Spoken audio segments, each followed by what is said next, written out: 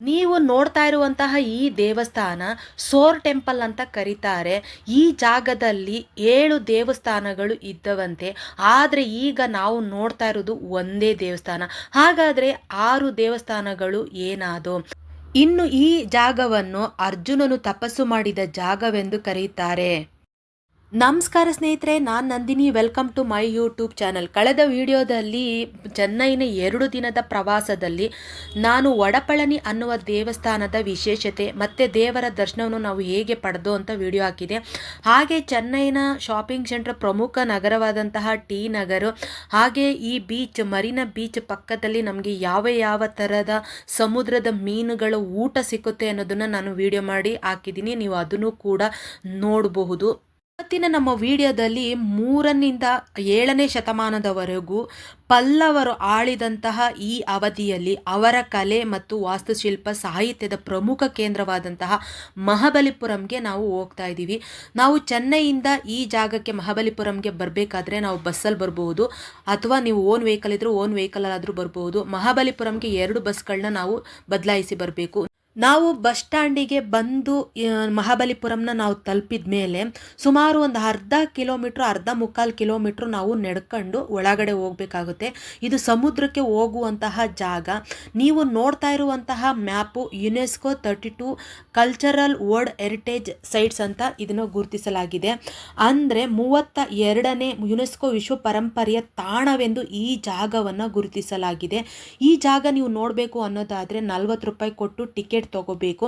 ನೀವು ಟಿಕೆಟ್ ತಗೊಂಡು ಬಂದರೆ ಈ ಜಾಗ ಪೂರ್ತಿ ನೋಡ್ಬೋದು. ಆದರೆ ಈ ಜಾಗದಲ್ಲಿ ಒಂದೇ ಜಾಗದಲ್ಲಿ ಎಲ್ಲ ವಾಸ್ತುಶಿಲ್ಪ ಕಲೆನ ನಾವು ನೋಡೋಕ್ಕಾಗೋದಿಲ್ಲ. ಈ ಜಾಗಕ್ಕೆ ತುಂಬ ಜನ ಫಾರಿನರ್ಸ್ ವಿದೇಶಗಳಿಂದ ಈ ಜಾಗಕ್ಕೆ ಬರ್ತಾರೆ. ನಾನು ಆ ಟಿಕೆಟ್ನ ತಗೊಂಡು ಎಂಟ್ರೆನ್ಸಿಗೆ ನಾನು ಬರ್ತಾ ಇದ್ದೀನಿ. ಇವಾಗ ಒಳಗಡೆ ಹೋಗ್ತಾ ಇದ್ದೀನಿ. ನಿಮಗೆ ಒಂದು ಅದ್ಭುತ ಕಲೆ ಹೊಂದಿರುವಂತಹ ವಾಸ್ತುಶಿಲ್ಪ ಹೊಂದಿರುವಂತಹ ಈ ಸೋರ್ ಟೆಂಪಲ್ ಅನ್ನೋ ಜಾಗಕ್ಕೆ ನಾನು ಬಂದಿದ್ದೀನಿ. ಈ ದೇವಸ್ಥಾನವನ್ನು ಸೋರ್ ಟೆಂಪಲ್ ಅಂತ ಕರೀತಾರೆ. ಇದು ಇರುವುದು ತಮಿಳುನಾಡಿನ ಚೆಂಗಲ್ಪಟ್ಟು ಜಿಲ್ಲೆಯಲ್ಲಿ ಬಂಗಾಳ ಕೊಲ್ಲಿಯ ತೀರದಲ್ಲಿ ಇರುವಂತಹ ಒಂದು ಐತಿಹಾಸಿಕ ಸ್ಥಳ ಮಹಾಬಲಿಪುರಂ. ಈ ಮಹಾಬಲಿಪುರಮನ್ನು ಮೊದಲಿಗೆ ಮಾಮಲ್ಲಪುರಂ, ಮಲ್ಪಾಪುರಂ ಅಂತ ಕರಿತಿದ್ರು. ಆದರೆ ಪ್ರಾಚೀನ ಕಾಲದಲ್ಲಿ ಇದನ್ನು ಬಾನಾಪುರ ಅಂತಲೂ ಕರೀತಾ ಇದ್ರು. ಇದು ಚೆನ್ನೈಯಿಂದ ಸುಮಾರು 58ರಿಂದ 60 ಕಿಲೋಮೀಟ್ರು ಇದು ದೂರದಲ್ಲಿದೆ.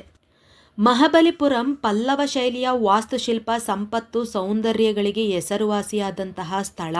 ಹಾಗೆ ಏಕಶಿಲಾ ದೇವಾಲಯಗಳಲ್ಲಿ ಪ್ರಮುಖವಾದಂತಹ ಸ್ಥಳ ಮಹಾಬಲಿಪುರಂ ಅಂತ ಹೇಳ್ಬೋದು. ಅಂದಿನ ಕಾಲದ ಪಲ್ಲವರ ಕಾಲದಲ್ಲಿ ಇದು ಕಡಲ ವ್ಯಾಪಾರ ಸಂಬಂಧ ಹೊಂದಿದಂತಹ ಊರಾಗಿತ್ತು.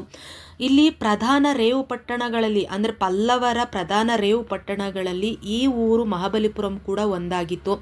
ನಿಮಗೆ ಗೊತ್ತಿರುವಂತೆ ಪಲ್ಲವರ ರಾಜಧಾನಿ ಕಾಂಚೀಪುರಂ ಆಗಿತ್ತು. 2ನೇ ರಾಜಧಾನಿ ಮಹಾಬಲಿಪುರಂ ಆಗಿತ್ತು. 3ನೇ ಶತಮಾನದಿಂದ 7ನೇ ಶತಮಾನದವರೆಗೂ ಪಲ್ಲವರ ಆಳ್ವಿಕೆ ಇತ್ತು. ಆ ಕಾಲದ ನಡುವೆ ಕಲೆ, ವಾಸ್ತುಶಿಲ್ಪ, ಸಾಹಿತ್ಯಕ್ಕೆ ಪ್ರಮುಖವಾದ ಕೇಂದ್ರ ಮಹಾಬಲಿಪುರಂ. ಇವಾಗ ನಾವು ನೋಡ್ತಾ ಇರುವಂತಹ ದೇವಸ್ಥಾನ ಸೋರ್ ಟೆಂಪಲ್ ಅಂತ ಕರೀತಾರೆ. ಈ ಜಾಗದಲ್ಲಿ ಸುಮಾರು 7 ದೇವಸ್ಥಾನಗಳು ಇದ್ದುವಂತೆ. ಆದರೆ ಇವಾಗ ನಾವು ನೋಡ್ತಾ ಇರೋದು ಒಂದೇ ದೇವಸ್ಥಾನ. ಹಾಗಾದರೆ 6 ದೇವಸ್ಥಾನಗಳು ಏನಾದೋ? ಅಂದರೆ 10ನೇ ಶತಮಾನದಲ್ಲಿ ಬಂದಂತಹ ಪ್ರವಾಹದಲ್ಲಿ ಇನ್ನು 6 ದೇವಸ್ಥಾನಗಳು ಸಮುದ್ರದಲ್ಲಿ ಮುಳುಗಿ ಹೋಗಿದವಂತೆ. ಉಳಿದಿರುವಂತಹ ಈ ಒಂದು ದೇವಸ್ಥಾನ, ಇದನ್ನು ಸೋರ್ ಟೆಂಪಲ್ ಅಂತ ಕರೀತಾರೆ. ಬನ್ನಿ ಒಳಗಡೆ ಏನೇನಿದೆ ಮತ್ತು ಇದರ ವಾಸ್ತುಶಿಲ್ಪ ಹೇಗಿದೆ ಅಂತ ನೋಡ್ಕೊಂಡು ಬರೋಣ. ನೀವು ನೋಡ್ತಾ ಇರುವಂತಹ ಸ್ಕಂದ ಶಿವಲಿಂಗ, ಈ ದೇವಸ್ಥಾನದ ಪ್ರಮುಖ ದೇವರು ಶಿವಲಿಂಗ. ಈ ದೇವಸ್ಥಾನ ಪೂರ್ವ ದಿಕ್ಕಿಗೆ ಇದೆ. ಈ ಮೊದಲ ಸೂರ್ಯ ಕಿರಣ ಬಂದಾಗ ಈ ದೇವಸ್ಥಾನದ ಶಿವಲಿಂಗದ ಮೇಲೆ ಬೀಳುವಂತೆ ಮಾಡಿದ್ದಾರೆ. ಈ ಶಿವಲಿಂಗ ತುಂಬ ಪವರ್ಫುಲ್ ದೇವರು ಅಂತ ಹೇಳಲಾಗುತ್ತೆ. ಈ ದೇವಸ್ಥಾನವನ್ನು ನೀವು ನೋಡ್ತಾ ಇರ್ಬೋದು. ಪೂರ್ತಿ ಕಲ್ಲಿನಿಂದನೇ ಇದನ್ನು ಕಟ್ಟಿರುವಂಥದ್ದು. ಕಲ್ಲನ್ನು ಒಂದ್ರ ಮೇಲೆ ಒಂದನ್ನು ಜೋಡಿಸಿ ಕಟ್ಟಿದ್ದಾರೆ. ಪೂರ್ವ ದಿಕ್ಕಿಗೆ ಶಿವಲಿಂಗವನ್ನು ನೋಡ್ದೋ, ಇದು ಪಶ್ಚಿಮ ದಿಕ್ಕಿಗೆ ಇರುವಂತಹ ದೇವಸ್ಥಾನ. ಒಳಗಡೆ ಶಿವ, ಪಾರ್ವತಿ ಹಾಗೆ ಸುಬ್ರಹ್ಮಣ್ಯ ಸ್ವಾಮಿ ಇರುವಂತಹ ವಿಗ್ರಹವನ್ನು ನಾವು ಈ ದೇವಸ್ಥಾನದ ಒಳಗಡೆ ನೋಡಬಹುದು. ಇಲ್ಲಿಯೂ ಕೂಡ ಶಿವಲಿಂಗ ಇತ್ತಂತೆ. ಪಲ್ಲವರ ಕಾಲದ ನಂತರ ಬಂದವರು ಆ ಶಿವಲಿಂಗವನ್ನು ಎತ್ಕೊಂಡು ಹೋಗಿದ್ದಾರೆ. ಇನ್ನು ನಾವು ಒಳಗಡೆ ಶಿವ, ಪಾರ್ವತಿ ಮತ್ತು ಸುಬ್ರಹ್ಮಣ್ಯ ಸ್ವಾಮಿ ಇರುವ ಕೆತ್ತನೆಯನ್ನು ನಾವು ನೋಡಬಹುದು. ಇನ್ನು ಈ ದೇವಸ್ಥಾನದ ಒಳಗಡೆ ಶ್ರೀಗಂಧದ ಮರಗಳನ್ನು ಇಡಲಾಗಿದೆ. ಅಂದಿನ ಕಾಲದ ಪಲ್ಲವರೇ ಈ ಜಾಗದಲ್ಲಿ ದೇವಸ್ಥಾನ ಯಾವಾಗಲೂ ಸುವಾಸನ ಭರಿತವಾಗಿರಲಿ ಅಂತ ಶ್ರೀಗಂಧದ ತುಂಡು ಮರಗಳನ್ನು ಈ ಒಳಗಡೆ ಇಟ್ಟಿದ್ದಾರಂತೆ. ಮೊದಲೆಲ್ಲ ಈ ದೇವಸ್ಥಾನದ ಒಳಗಡೆ ಹೋಗೋದಕ್ಕೆ ಪರ್ಮಿಷನ್ ಇತ್ತಂತೆ, ಬಟ್ ಇವಾಗ ಪರ್ಮಿಷನ್ ಕೊಟ್ಟಿಲ್ಲ. ಯಾಕೆ ಅಂದರೆ ಈ ದೇವಸ್ಥಾನ ತುಂಬ ಹಳೆಯ ಕಾಲದ ದೇವಸ್ಥಾನ ಆಗಿರೋದ್ರಿಂದ ತುಂಬ ಶಿಥಿಲವಾಗಿದೆ. ಆಲ್ಟ್ರೇಷನ್ ಕೂಡ ಮಾಡ್ತಾ ಇದ್ದಾರೆ. ಈ ದೇವಸ್ಥಾನದಲ್ಲಿ 3 ದೇವರುಗಳು, 2 ಶಿವಲಿಂಗ, ಒಂದು ವಿಷ್ಣು ಮಲಗಿರುವ ಸ್ಥಿತಿಯಲ್ಲಿ ಇರುವಂತಹ ಒಂದು ದೇವಸ್ಥಾನ ಇದ್ರೊಳಗಡೆ ಇದೆಯಂತೆ. ಇಲ್ಲಿ ನೀವು ಬೋರ್ಡನ್ನು ಕೂಡ ನೋಡಬಹುದು. ಇಲ್ಲಿ ಲ್ಯಾಂಗ್ವೇಜ್ ಅಂದರೆ ತಮಿಳಲ್ಲಿ ಈ ಜಾಗದಲ್ಲಿ ಕೆತ್ತನೆಗಳನ್ನು ಬರೆದಿದ್ದಾರೆ. ಹಾಗೆ ಯಾವ ರಾಜ ಈ ದೇವಸ್ಥಾನವನ್ನು ಕಟ್ಟಿಸಿದ್ರು, ಮತ್ತು ಈ ದೇವಸ್ಥಾನದಲ್ಲಿ ಪ್ರಮುಖವಾದಂತಹ ದೇವರುಗಳ ಯಾವ್ಯಾವ ದೇವರುಗಳಿದ್ದಾವೆ ಅಂತ ಒಂದು ಬೋರ್ಡನ್ನು ಹಾಕಿದ್ರು. ಮತ್ತು ಇನ್ನೊಂದು ಬೋರ್ಡು ಇಲ್ಲಿ ರಿಸ್ಟ್ರಿಕ್ಟೆಡ್ ಅಂತ ಹಾಕಿದ್ದಾರೆ, ಅಂದರೆ ನಾವು ಒಳಗಡೆ ಹೋಗಬಾರ್ದು ಅಂತ. ಇದೇ ಜಾಗದಲ್ಲಿ ವಿಷ್ಣು ಮಲಗಿರುವಂತಹ ಭಂಗಿಯಲ್ಲಿ ಒಳಗಡೆ ದೇವಸ್ಥಾನ ಇತ್ತಂತೆ, ನಾವು ನೋಡ್ಬೋದಿತ್ತು. ಆದರೆ ಈಗ ನಾವು ಆ ಜಾಗವನ್ನು ನೋಡೋದಕ್ಕಾಗೋದಿಲ್ಲ. ಇನ್ನು ದೇವಸ್ಥಾನದ ಪಕ್ಕದಲ್ಲಿ ಒಂದು ಪುಷ್ಕರಣಿ, ಕಲ್ಯಾಣಿ, ಒಂದು ಕೊಳ ಥರ ಏನು ಈ ಕಟ್ಟಿದಾರೋ ಇದರೊಳಗಡೆ ಒಂದು ಗುಂಡಿ ಕಾಣ್ತಾ ಇತ್ತಲ್ಲ, ಇದು ಸಿಹಿ ನೀರು ಬರುವಂತಹ ಜಾಗ. ಸಮುದ್ರ ಪಕ್ಕದಲ್ಲಿ ಇದ್ದಾಗ ಸಾಮಾನ್ಯವಾಗಿ ಉಪ್ಪು ನೀರೇನೆ ನಾವು ನೋಡುವಂಥದ್ದು, ಆದರೆ ಇದ್ರ ಒಳಗಡೆ ನಾವು ಸಿಹಿ ನೀರನ್ನು ಕುಡಿಬೋದಿತ್ತಂತೆ. ಆದರೆ ಇವಾಗ ಅದನ್ನು ಕೂಡ ಮರಳಿನಿಂದ ಮುಚ್ಚಲಾಗಿದೆ. ಇನ್ನು ನೀವು ಪಕ್ಕದಲ್ಲಿ ನೋಡ್ತಾ ಇರುವಂತಹ ವಿಷ್ಣುವಿನ ವರಹ ಅವತಾರ. ವಿಷ್ಣು ವರಹ ಅವತಾರ ಎತ್ತಿದಾಗ ಅವರು ಆ ಸಂಹಾರಕ್ಕೆ ಹೋಗುವಾಗ ಯಾವ ಥರ ಅಂದರೆ ವರಹ ಮೂರ್ತಿ ಅವತಾರವೆತ್ತಿ ಅದು ತಲೆ ಬಗ್ಗಿಸಿರೋ ಥರ ಇದನ್ನು ಕೆತ್ತನೆ ಮಾಡಲಾಗಿದೆ. ತುಂಬ ಅದ್ಭುತವಾದ ಕೆತ್ತನೆ ಅಂತಲೇ ಹೇಳ್ಬೋದು. ಇನ್ನು ದೇವಸ್ಥಾನವನ್ನು ನೀವು ನೋಡ್ತಾ ಇರ್ಬೋದು, ಇದನ್ನು ಕಲ್ಲಿನ ಮೇಲೆ ಕಲ್ಲನ್ನು ಜೋಡಿಸಿದ್ದಾರೆ. ಹಾಗೆ ಕಲ್ಲಿನಿಂದನೇ ಇದನ್ನು ಕೆತ್ತನೆ ಮಾಡಲಾಗಿದೆ. ಮತ್ತು 5 ಅಂತಸ್ತಿನಿಂದ ಈ ದೇವಸ್ಥಾನವನ್ನು ಕಟ್ಟಿದ್ದಾರೆ. ನಾವಿವಾಗೆಲ್ಲ ದೇವಸ್ಥಾನದಲ್ಲಿ ಕಳಶವನ್ನು ಮೆಟಲಿಂದ ನೋಡ್ತೀವಿ, ಆದರೆ ಪಲ್ಲವರ ಕಾಲದಲ್ಲಿ ದೇವಸ್ಥಾನದ ಕಳಶ ಕೂಡ ಕಲ್ಲಿನಿಂದನೇ ಕಟ್ಟಿದ್ದಾರೆ. ಇನ್ನು ನಾವು ಇಂದಿನ ಕಾಲದಲ್ಲಿ ಕಟ್ಟುವ ಸಿಮೆಂಟಿಂದ ಕಟ್ಟುವಂತಹ ಬಿಲ್ಡಿಂಗನ್ನು ನಾವು ಸುಮಾರು 100-150 ವರ್ಷ ಅಷ್ಟೇ ನಾವು ಬಾಳಿಕೆ ಬರೋದನ್ನು ನೋಡ್ಬೋದು.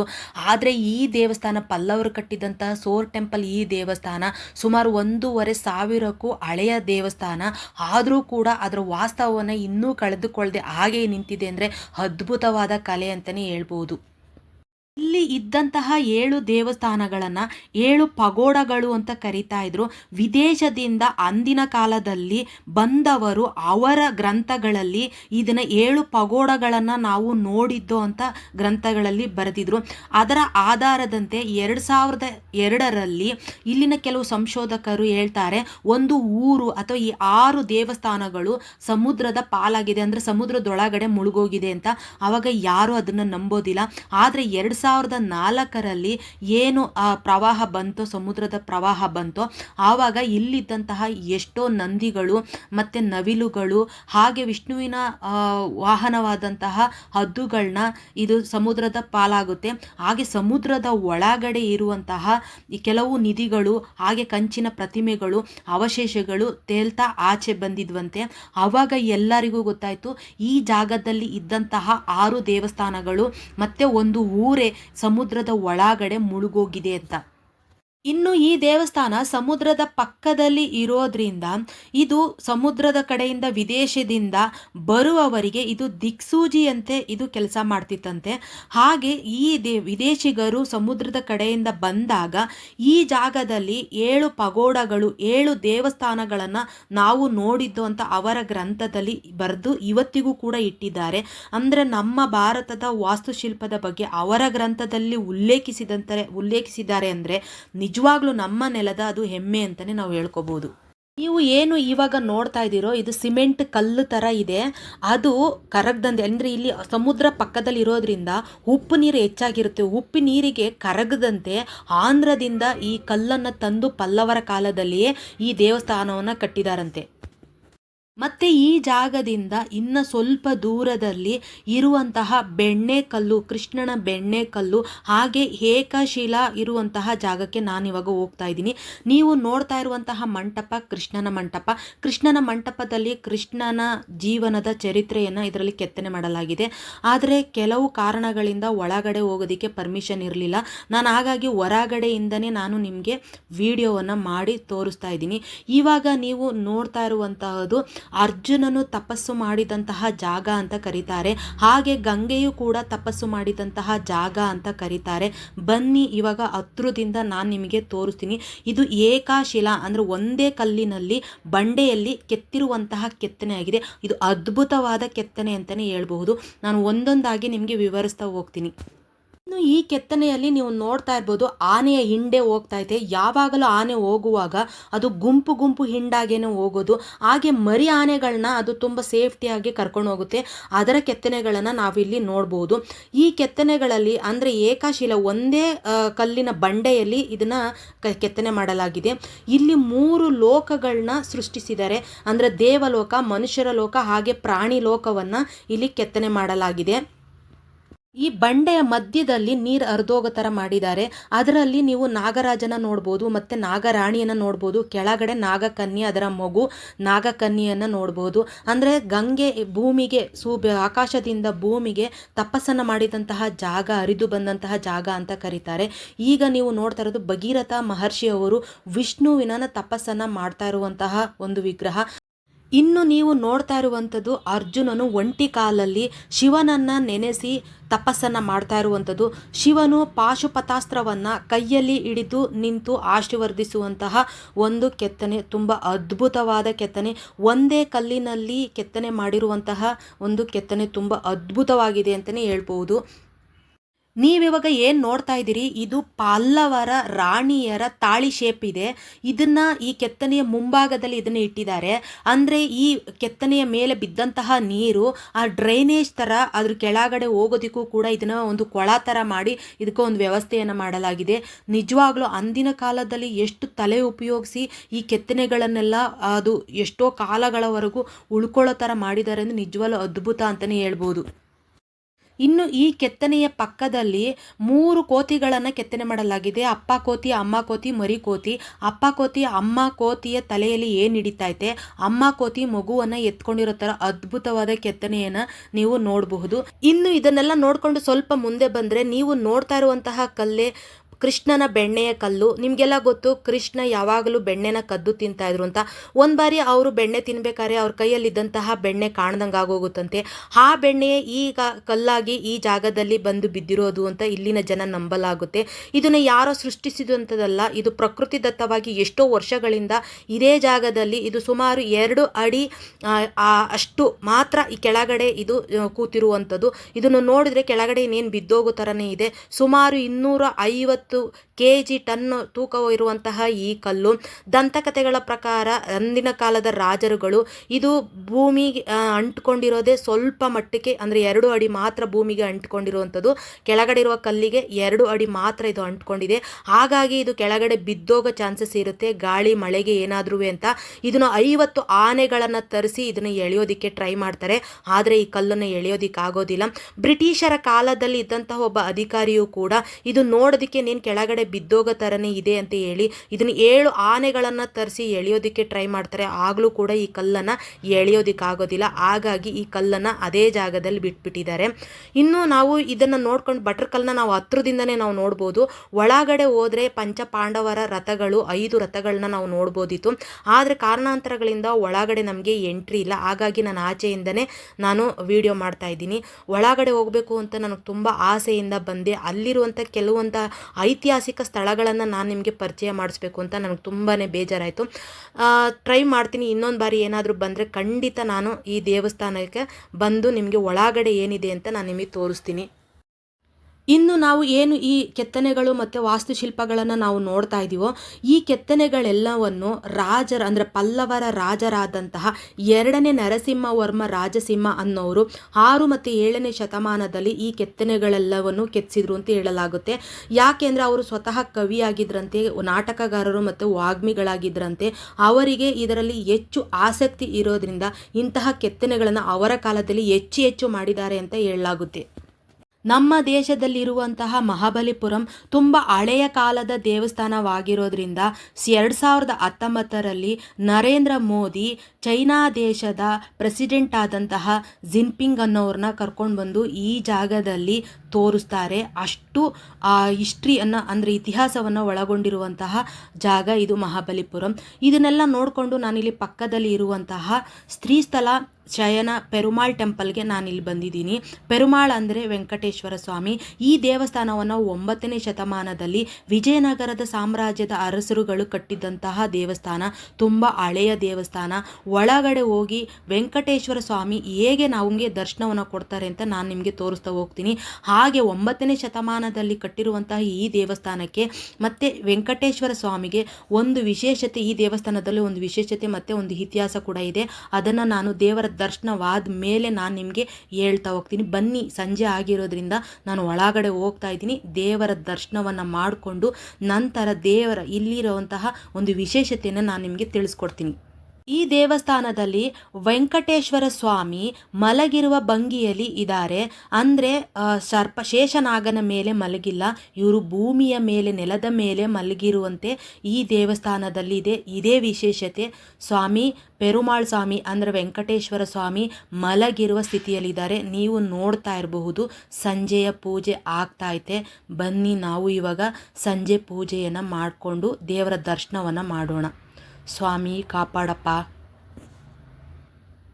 ಇನ್ನು ಸ್ವಾಮಿಗೆ ಯಾಕೆ ಇವರು ಶೇಷನಾಗನ ಮೇಲೆ ಮಲಗಿಲ್ಲ, ಭೂಮಿಯ ನೆಲದ ಮೇಲೆ ಯಾಕೆ ಮಲಗಿದ್ದಾರೆ ಅಂತ ಅಂದರೆ, ಪುಂಡರಿಕ ಎಂಬುವ ಋಷಿ ಒಬ್ಬರು, ನೀವು ಪಾದದ ಕೆಳಗಡೆ ನಾನು ನಿಮಗೆ ತೋರಿಸ್ತೀನಿ, ಅವರು ಕೈ ಮುಕ್ಕೊಂಡು ನಿಂತಿದ್ದಾರೆ. ಅವರು ಕಟ್ಟ ಭಕ್ತರಾಗಿರ್ತಾರೆ. ಅಂದರೆ ಪೆರುಮಾಳ್ ಸ್ವಾಮಿ ವೆಂಕಟೇಶ್ವರ ಸ್ವಾಮಿಯ ಭಕ್ತರಾಗಿರ್ತಾರೆ. ಅವರು ಒಂದು ಬಾರಿ ಏನು ಮಾಡ್ತಾರೆ ಅಂದರೆ, ಈ ಮಹಾಬಲಿಪುರಂಗೆ ಬಂದಾಗ ವಿಷ್ಣು ಸಮುದ್ರದಲ್ಲಿ ಶೇಷನಾಗನ ಮೇಲೆ ಮಲಗಿರ್ತಾರೆ. ಅವರ ದರ್ಶನವನ್ನು ಮಾಡಬೇಕು ಅಂತ ಇವರು ಆತುರವಾಗಿ ಬರ್ತಾರೆ. ಸಮುದ್ರದೊಳಗಡೆ ನೋಡ್ತಾರೆ, ಸಮುದ್ರದೊಳಗಡೆ ಕಾಣಲ್ಲ. ಇವರು ಪುಂಡರಿಕ ಅನ್ನೋ ಋಷಿಗಳೇನು ಮಾಡ್ತಾರೆ, ಹೂವಿನ ಹಾರವನ್ನು ತಂದಿರ್ತಾರೆ. ನಾನು ಇವಾಗ ಹೂವಿನ ಹಾರವನ್ನು ಹಾಕಿ ಮಹಾವಿಷ್ಣುವಿಗೆ ನಾನು ಪೂಜೆಯನ್ನು ಮಾಡಬೇಕು ಅಂತ ಹೇಳಿ ಇವರೇನು ಮಾಡ್ತಾರೆ, ಆ ಸಮುದ್ರದೊಳಗಡೆ ಹೋಗೋಕ್ಕಾಗೋದಿಲ್ಲ. ಆ ಸಮುದ್ರದ ನೀರು ಇರೋದ್ರಿಂದ ಆ ನೀರನ್ನೆಲ್ಲ ತೆಗೆದು ಆಚೆಗೆ ಹಾಕ್ತಾ ಇರ್ತಾರೆ. ಇದನ್ನು ಕಂಡ ಮಹಾವಿಷ್ಣುವು ವಯೋವೃದ್ಧರಾಗಿ ವಯಸ್ಸಾಗಿರೋ ಥರ ಬಂದು ಪುಂಡರಿಕ ಋಷಿಗಳನ್ನ ಕೇಳ್ತಾರೆ, ನೀನು ಯಾಕೆ ನೀರನ್ನು ತೆಗಿತಾ ಇದೀಯ ಅಂತ. ನಾನು ಮಹಾವಿಷ್ಣು ಪೂಜೆಗಾಗಿ ಮತ್ತು ದರ್ಶನಕ್ಕಾಗಿ ಹೂವನ್ನು ತಂದಿದ್ದೇನೆ. ನಾನು ಹೂವನ್ನು ಹಾಕಿ ನಾನು ಪೂಜೆಯನ್ನು ಮಾಡಬೇಕು.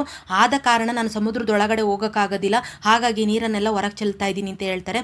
ಸರಿ, ನಾನು ಆ ಕೆಲಸ ಮಾಡ್ತೀನಿ, ನನಗೆ ಹೊಟ್ಟೆ ಹಸಿವಾಗಿದೆ, ನೀನು ಊಟವನ್ನು ತೊಗೊಂಡು ಬಾ, ನಾನು ಈ ನೀರನ್ನೆಲ್ಲ ಖಾಲಿ ಮಾಡ್ತೀನಿ ಅಂತ ಹೇಳ್ತಾರೆ.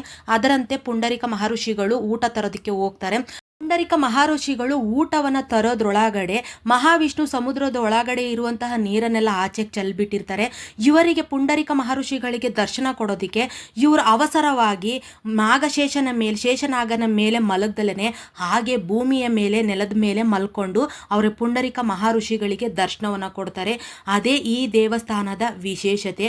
ಒಂದು ಕೈಯನ್ನು ಪೆರುಮಾಳ್ ಸ್ವಾಮಿ ಅಂದರೆ ವೆಂಕಟೇಶ್ವರ ಸ್ವಾಮಿ ನೆಲಕ್ಕೆ ಊರಿರುವಂತೆ, ಇನ್ನೊಂದು ಕೈ ಭಕ್ತಾದಿಗಳನ್ನು ಆಹ್ವಾನ ಮಾಡಿ ಕರೆಯುವಂತೆ ಈ ದೇವಸ್ಥಾನದಲ್ಲಿ ಮಲಗಿರುವ ಭಂಗಿಯಲ್ಲಿ ವೆಂಕಟೇಶ್ವರ ಸ್ವಾಮಿ ಇದ್ದಾರೆ. ಭೂಮಿಯನ್ನು ಮಾರೋದಕ್ಕಾಗಲಿ ಅಥವಾ ಭೂಮಿಯನ್ನು ತೆಗೆದುಕೊಳ್ಳೋದಕ್ಕಾಗಲಿ ಈ ದೇವಸ್ಥಾನಕ್ಕೆ ಬಂದು ಬೇಡ್ಕೊಂಡ್ರೆ ಯಾವುದೇ ವಿಘ್ನ ಬರ್ದಲೇ ಇರೋ ಥರ ಆ ಕೆಲಸ ಸಕ್ಸಸ್ ಆಗುತ್ತೆ ಎನ್ನುವ ನಂಬಿಕೆ ಇವತ್ತಿಗೂ ಕೂಡ ಇಲ್ಲಿ ಇದೆ. ಹಾಗೆ ಇಲ್ಲಿ 108 ದಿವ್ಯ ದೇಶ ಅಂದರೆ ಮಹಾವಿಷ್ಣುವಿನ 108 ದೈವಿಕ ವಾಸಸ್ಥಳಗಳಲ್ಲಿ ಮಹಾಬಲಿಪುರಂ ಕೂಡ ಒಂದಾಗಿರೋದ್ರಿಂದ ಇಲ್ಲಿ ಸಮುದ್ರದಲ್ಲಿ ಮಹಾವಿಷ್ಣುವೇ ಮಲಗಿ ದರ್ಶನವನ್ನು ಕೊಟ್ಟಿರೋದ್ರಿಂದ, ಪುಂಡರಿಕ ಮಹರ್ಷಿಗಳಿಗೆ ದರ್ಶನವನ್ನು ಕೊಟ್ಟಿರೋದ್ರಿಂದ ಇಲ್ಲಿ ಮಹಾಬಲಿಪುರಮಲ್ಲಿರುವಂಥ ಸಮುದ್ರಕ್ಕೆ ಬಂದು ನಾವು ಸ್ನಾನ ಮಾಡಿದರೆ ನಮ್ಮ ಪಾಪ ಜನ್ಮಾಂತರ ಮಾಡಿರುವಂತಹ ಪಾಪಗಳೆಲ್ಲ ತೊಡೆದು ಹೋಗಿ ನಮಗೆ ಮುಕ್ತಿ ಸಿಗುತ್ತೆ ಅನ್ನುವ ನಂಬಿಕೆ ಇವತ್ತಿಗೂ ಕೂಡ ಇದೆ. ಇಲ್ಲಿ ಸಾಮಾನ್ಯವಾಗಿ ಓಂ ಶಕ್ತಿಗೆ ಹೋಗುವ ಪ್ರತಿಯೊಬ್ಬರು ಈ ಜಾಗಕ್ಕೆ ಬಂದು ಸಮುದ್ರದಲ್ಲಿ ಸ್ನಾನ ಮಾಡಿ ದೇವರ ದರ್ಶನವನ್ನು ಪಡಿತಾರೆ. ಇದೇ ಈ ದೇವಸ್ಥಾನದ ವಿಶೇಷತೆ ಅಂತ ಹೇಳ್ಬೋದು. ಇನ್ನು ಸ್ವಾಮಿಯ ದರ್ಶನವನ್ನು ಪಡೆದ ನಂತರ ಪಕ್ಕದಲ್ಲಿ ನೀಲಮಂಗೈ ತಾಯಮ್ಮನವರ ದರ್ಶನವನ್ನು ಕೂಡ ಮಾಡಬಹುದು. ಹಾಗೆ ಆಂಜನೇಯನ ವಿಗ್ರಹವೂ ಕೂಡ ಇದೆ. ಆಂಜನೇಯನ ದರ್ಶನವನ್ನು ನಾವು ಮಾಡಬಹುದು. ದೇವರ ದರ್ಶನವನ್ನು ಮಾಡಿ ಇಲ್ಲೇ ಸ್ವಲ್ಪ ದೂರದಲ್ಲಿ ನೀವು ಈ ಜಾಗ ಎಲ್ಲ ನಾವೇನು ಈ ಜಾಗವನ್ನು ನೋಡಿದ್ವೋ ಅದೆಲ್ಲ ಒಂದೇ ಜಾಗದಲ್ಲಿ ಇರೋದಿಲ್ಲ. ಸ್ವಲ್ಪ ಅಂದರೆ ಬಸ್ ಸ್ಟ್ಯಾಂಡಿಂದ 1/4 ಕಿಲೋಮೀಟ್ರು ನೀವು ನಡ್ಕೊಂಡು ಹೋಗಿ ಆದರೂ ದರ್ಶನ ಮಾಡ್ಬೋದು ಅಥವಾ ನೋಡ್ಬೋದು, ಅಥವಾ ಆಟೋ ಬುಕ್ ಮಾಡ್ಕೊಂಡಾದ್ರೂ ಕೂಡ ಹೋಗ್ಬೋದು. ಇಲ್ಲಿ ಗೈಡ್ಗಳಿರ್ತಾರೆ, ಬೇಕಾದ್ರೆ ಗೈಡ್ಗಳನ್ನು ಕೂಡ ತಗೊಂಡು ಈ ಜಾಗವನ್ನು ಸುತ್ತುವರೆದು ಕೂಡ ನೀವು ನೋಡಬಹುದು. ನಂತರ ಈ ಈ ದೇವಸ್ಥಾನದಿಂದ ಸ್ವಲ್ಪ ಅರ್ಧ ಮುಕ್ಕಾಲು ಕಿಲೋಮೀಟ್ರ್ ದೂರದಲ್ಲಿ ಸಮುದ್ರ ಇದೆ. ಸಮುದ್ರದಲ್ಲಿ ಇವಾಗ ನಾನು ಆ ಜಾಗಕ್ಕೆ ಹೋಗ್ತಾ ಇದ್ದೀನಿ.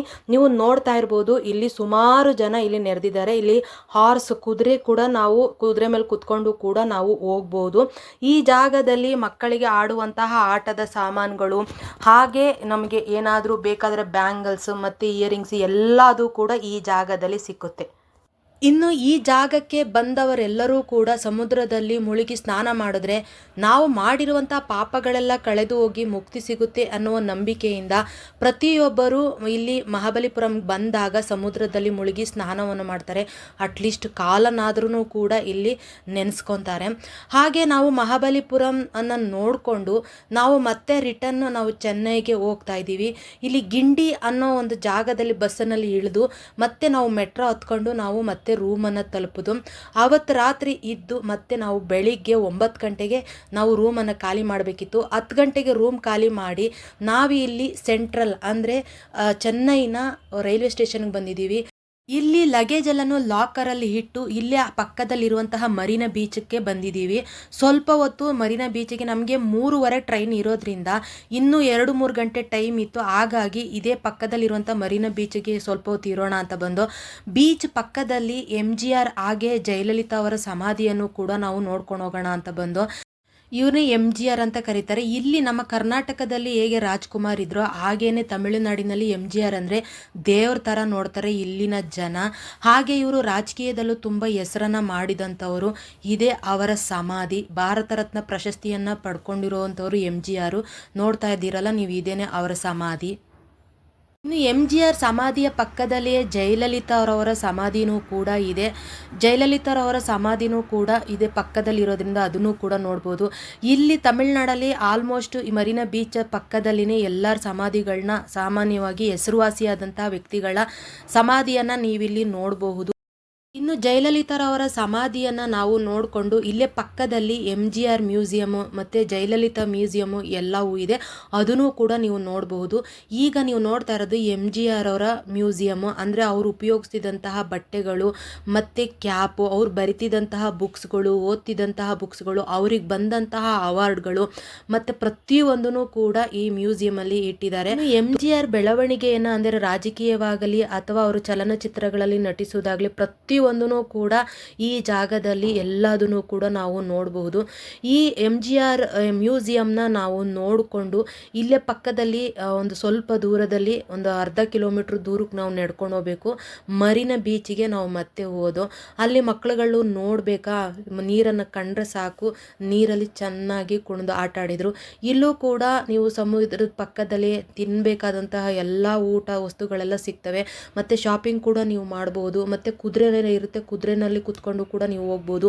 ಈ ಜಾಗ ಅಲ್ದಲೇ ನಾವು VGP ಈ ಜಾಗದಲ್ಲಿ ಚೆನ್ನೈನಲ್ಲಿ ಬಂದಾಗ VGP ನಾವು ಹೆಂಗೆ ವಂಡರ್ಲಾ ಇದೆಯೋ ನಮ್ಮ ಬೆಂಗಳೂರು ಪಕ್ಕದಲ್ಲಿ, ಅದೇ ಥರ ಇಲ್ಲಿ VGP ಇದೆ, ಅದನ್ನು ಕೂಡ ನೋಡ್ಬೋದು. ದೊಡ್ಡ ದೊಡ್ಡ ಲೈಬ್ರರಿಗಳಿದ್ದಾವೆ, ಅದನ್ನು ಕೂಡ ನೋಡ್ಬೋದು.